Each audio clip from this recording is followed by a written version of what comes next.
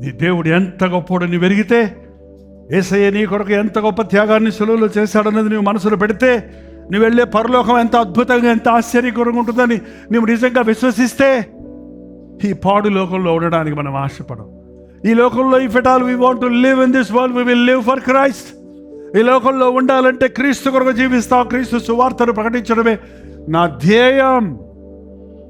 ఏ విధము చేత నేను కొందరు రక్షణలు నడిపించాలని, అందరికీ అన్ని విధముల వంటి వాడినైతిని అన్న పౌలు మాటల్లో మనం అనుసరించి వీధుల్లో ఉన్న వాళ్ళ దగ్గరికి వెళ్తాం, ఆశ్రమాల దగ్గరికి వెళ్తాం, ఇతర రాష్ట్రాలకు వెళదాం, ఇతర భాషల వారి దగ్గరికి వెళ్తాం, వెనకబడిన వారి దగ్గరికి వెళ్తాం, నిర్లక్ష్యం చేయబడిన వారి దగ్గరికి వెళ్తాం, సువార్త వినబడని స్థలాలకు వెళ్తాం, క్రీస్తు నామం ఎరగని చోట్లకు వెళ్దాం.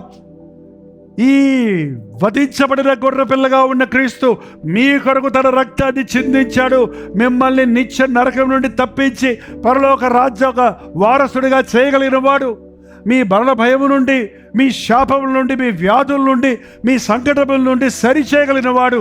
ఈ ఘనత మహిమ కలిగిన ప్రభు అయిన యేసు క్రీస్తుని వారికి ప్రకటిద్దాం.